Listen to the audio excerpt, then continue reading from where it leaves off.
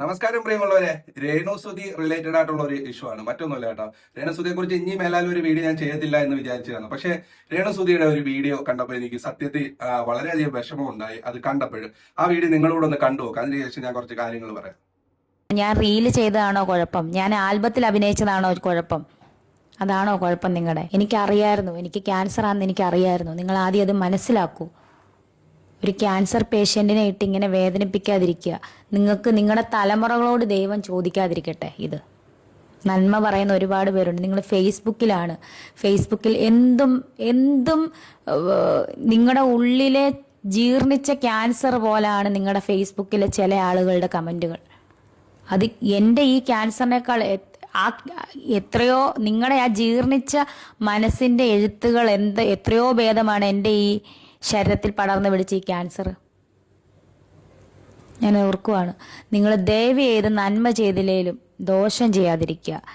എനിക്ക് നടുവേദന എടുക്കും.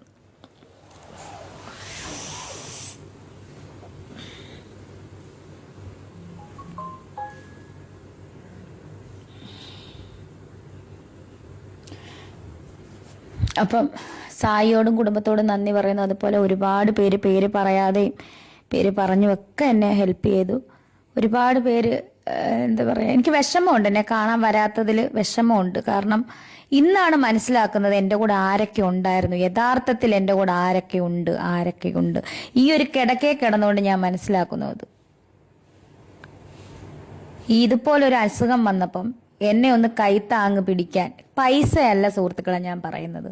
രേണു, നിനക്ക് എങ്ങനെയുണ്ട്? മാസ്ക് വെച്ചിട്ട് അവിടെ നിന്ന് നിനക്ക് എങ്ങനെ ഉണ്ടടി, സുഖമാണോ എന്ന് ചോദിക്കുന്ന ഒരാളെങ്കിലും അവരായിരിക്കും ഈ ക്യാൻസർ കഴിഞ്ഞ എൻ്റെ സുഹൃത്തുക്കൾ, യഥാർത്ഥ സുഹൃത്തുക്കൾ. അല്ലാതെ എൻ്റെ നല്ല കാലത്ത് എൻ്റെ കൂടെ നടന്നവരല്ല.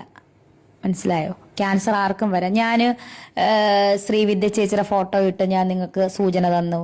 അതുപോലെ ജിഷ്ണുവിൻ്റെ ഫോട്ടോ ഇട്ട് സൂചന തന്നു.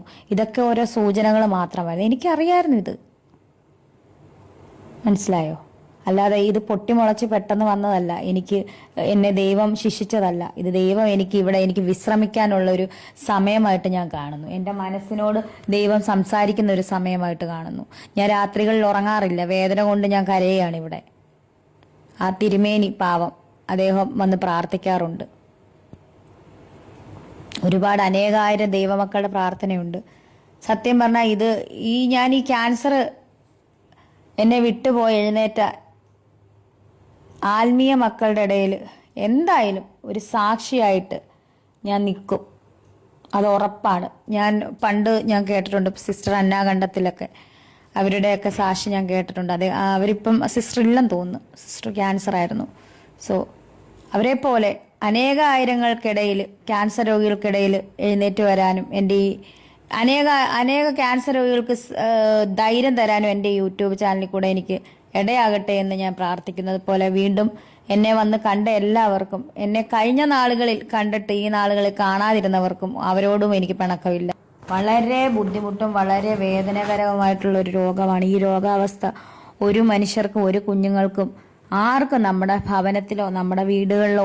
ഇപ്പൊ പ്രിയമുള്ളവരെ, ഈ രേണുസുതി റിലേറ്റഡ് വീഡിയോ ഇനി ചെയ്യണ്ട എന്ന് വിചാരിച്ച ഒരു വ്യക്തിയാണ് ഞാൻ. പക്ഷെ ഇപ്പൊ ഇത് ചെയ്യാനുള്ള കാരണം എന്ന് പറഞ്ഞാൽ മറ്റൊന്നുമില്ല. നിങ്ങൾക്കറിയാം, ഈ രേണുസുതി എന്ന് പറയുന്ന വ്യക്തിക്ക് 15ാമത്തെ വയസ്സിലാണ് അവര് എന്തെടുത്തത്, ഈ കാര്യം തിരിച്ചറിഞ്ഞത്, ഇങ്ങനെ ഒരു സംഭവം ഉണ്ട് എന്നുള്ളത്. അത് അന്ന് ക്യാൻസറായി മാറിയിട്ടില്ലായിരുന്നു. പക്ഷേ അവർക്ക് അതിനുശേഷം ഏകദേശം ഈ സോഷ്യൽ മീഡിയ വരുന്നതിന് മുമ്പ് തന്നെ ഇവർക്ക് അറിയായിരുന്നു എന്നാണ് ഇവർ പറയുന്നത്. അവർ ഇപ്പോഴത്തെ സ്റ്റേജ് വെച്ച് നോക്കുമ്പോൾ അത് സത്യമായിരിക്കും, കുറച്ചുകൂടെ മുമ്പ് ഇത് സംഭവം ഉണ്ടായിട്ടുള്ളതാണ്. എങ്കിലും ഇന്ന് പലരും വന്നിട്ട് അവരെ പോസ്റ്റിന് താഴെയൊക്കെ വന്നിട്ട് പലരും പറയുന്നത് നീ ചെയ്തതിന്റെ ഫലമാടി എന്നൊക്കെ പറഞ്ഞ് ഏറ്റവും കൂടുതൽ കമന്റ് ഞാൻ നോക്കിയപ്പോഴേ ഈ ഫേസ്ബുക്കിൽ വരുന്ന വീഡിയോസിന് താഴെയാണ്. നിങ്ങൾ ചോദിക്കും വയ്യാക്കി കിടന്നാൽ പോരായോ, പിന്നെ എന്തിനാ വീഡിയോ ചെയ്യുന്നത്? നിങ്ങളൊരു കാര്യം മനസ്സിലാക്കണം. ഈ രേണുസുതി എന്ന് പറയുന്ന വ്യക്തി, ഞാൻ ഉൾപ്പെടെ ഉള്ളവർ ഒരുപാട് വീഡിയോസ് ചെയ്തിട്ടുണ്ട്. പക്ഷെ അന്ന് അവർക്ക് അത് ആവശ്യമായിരുന്നു. അവർക്ക് ഇന്നത്തേക്കുള്ള പണം കണ്ടെത്താൻ വേണ്ടിയായിരുന്നു അവർ അന്ന് ആ വീഡിയോ ചെയ്തത്. അന്ന് ഞാൻ ഉൾപ്പെടെയുള്ള ചെറുതും വലുതുമായിട്ടുള്ള റിയാക്ഷൻ വീഡിയോ ചെയ്യുന്നവരും അല്ലെങ്കിൽ പിന്നെ ട്രോള് ചെയ്യുന്നവരും ഒക്കെ ചെയ്തതുകൊണ്ടാണ് ഈ രേണുസുതി ബിഗ് ബോസ് ഉൾപ്പെടെയുള്ള പ്ലാറ്റ്ഫോമുകളിലേക്ക് എത്തിയതും. അത് മാത്രമല്ല കേരളത്തിൽ ഇത്ര വൈറലായാലും പോപ്പുലറായി നിന്നതും. അവർക്ക് അതുകൊണ്ട് ബെനിഫിറ്റ് ഉണ്ടായി. അവർക്ക് ഒരു എയിം ഉണ്ടായിരുന്നു, എനിക്ക് ഇത്രയും പൈസ ഒപ്പിക്കണം, ഇങ്ങനെ വലിയൊരു ട്രീറ്റ്മെന്റിലേക്കാണ് ഞാൻ പോകുന്നത്, എനിക്ക് അതുകൊണ്ട് കാശ് വേണം എന്നുള്ളത്. അതാണ് അവര് അത്തരത്തിലേക്ക് പോയത്. അവർ ഈ ലാസ്റ്റ് ഘട്ടത്തിലേക്ക് വന്നപ്പോഴാണ് ഈ പറയുന്ന സബ്സ്ക്രിപ്ഷൻ പോലുള്ള പരിപാടിയിലേക്ക് വന്നത്. കാര്യം അവർക്ക് ചികിത്സിക്കാൻ വേറെ ആരും കൊടുക്കാനില്ല ഇനി. അപ്പം അതുകൊണ്ട് അവർ തന്നെ കാശ് അവർക്ക് വേണ്ടത് കണ്ടെത്തണം. അതുകൊണ്ട് അവർ ചെയ്തു. നിങ്ങൾ വിചാരിക്കും അവൾ എന്തിനാ അത് ചെയ്തത് ഇത് ചെയ്തതെന്നൊക്കെ ചോദിക്കാം. അല്ല, ഒരാളുടെ മുമ്പിൽ കൈ നീട്ടണ്ട, എപ്പോഴും കൈ നീട്ടണ്ട. അവർ കൊണ്ട് പറ്റുന്ന രീതി ചെയ്തെടുക്കാമെന്ന് അവർ ചിന്തിച്ചു കാണും. അതിലെന്താണ് തെറ്റ്? അവർ ചെയ്യട്ടെ, എല്ലാം വിട്. എത്രയോ ജനങ്ങളുണ്ട് നമ്മൾ ആരാധിക്കുന്ന അല്ലെങ്കിൽ നമ്മൾ സ്നേഹിക്കുന്ന എത്രയോ സിനിമാ താരങ്ങളുണ്ട്. അവരെല്ലാവരും അങ്ങ് നല്ലവരാണെന്ന് നമുക്ക് പറയാൻ പറ്റുമോ? എല്ലാം കഴിഞ്ഞില്ലയോ? അപ്പം അവര് അവരുടെ ലൈഫ് മറ്റൊരു സ്റ്റേജിലേക്ക് മാറി, അവരൊരു രോഗിയായി മാറി. ആ ഒരു ഘട്ടത്തിൽ നമുക്ക് അവരെ സഹായിക്കാൻ പറ്റുന്നില്ലെങ്കിൽ, നിങ്ങൾക്ക് അവരുടെ വീഡിയോ ഇഷ്ടമല്ലെങ്കിൽ നിങ്ങൾ അത് കാണണ്ട. അവരെ താഴെ പോയി എന്തിനാണ് ഇത്തരത്തിലുള്ള കമന്റുകൾ എഴുതി? നമ്മൾ ആരും നല്ലവരാണെന്ന് എന്നല്ല പറയുന്നത്.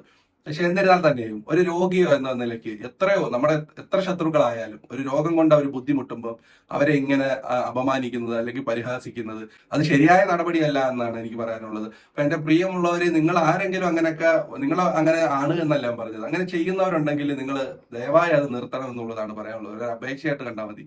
കാര്യം എന്ന് പറഞ്ഞാൽ അവർ വീഡിയോസ് ഇപ്പോഴും ഇടുന്നത് അവർക്ക് ഈ ട്രീറ്റ്മെന്റ് കാര്യങ്ങളുമായിട്ടൊക്കെ പൈസയുടെ ആവശ്യമുണ്ട്. അവർക്ക് മറ്റ് വരുമാനങ്ങളില്ല. അതുകൊണ്ട് അവരെ ഈ വീഡിയോ ഇട്ടാലാണ് സോഷ്യൽ മീഡിയയിൽ നിന്ന് എന്തെങ്കിലുമൊക്കെ റവന്യൂ കിട്ടുന്നതും അതിൽ ആരെങ്കിലുമൊക്കെ സഹായിക്കാനുണ്ടെങ്കിൽ സഹായിക്കുകയൊക്കെ ചെയ്യുന്നത്. അപ്പൊ നിങ്ങളൊരു കാര്യം മനസ്സിലാക്കണം, അവര് നടന്നു വന്ന വഴികളിൽ അല്ലെങ്കിൽ അവർ ഒരുപാട് സൈബർ ബുള്ളിങ്ങും കാര്യങ്ങളൊക്കെ ഏറ്റ് ഈ ഒരു ചികിത്സയ്ക്ക് വേണ്ടി അവർ പണം സ്വരൂപിക്കുകയായിരുന്നു, കണ്ടെത്തുകയായിരുന്നു. അവർക്ക് നേരത്തെ തന്നെ അറിയാവുന്ന കേസ് കെട്ടായിരുന്നു.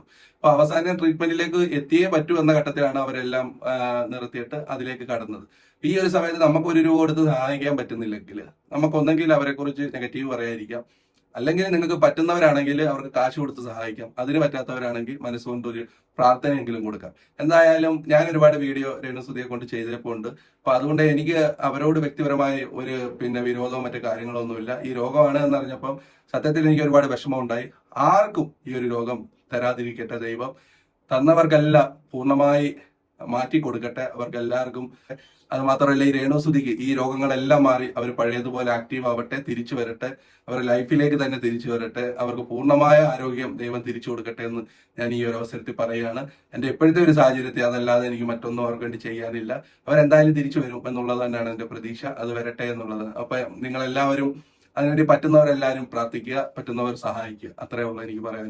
ഇനി ഇതിനെക്കുറിച്ച് നമ്മൾ രേണുസുതി റിലേറ്റഡ് ആയിട്ട് ഒരു വീഡിയോ ചെയ്യാൻ എനിക്ക് താല്പര്യമില്ല. ഞാൻ ചെയ്യുമെന്നുള്ളത് പറഞ്ഞുകൂടാ. അപ്പൊ എന്തായിരുന്നാലും എനിക്ക് ഇത്ര പറയണമെന്ന് തോന്നി. അതുകൊണ്ട് കേട്ട എല്ലാവർക്കും നന്ദി.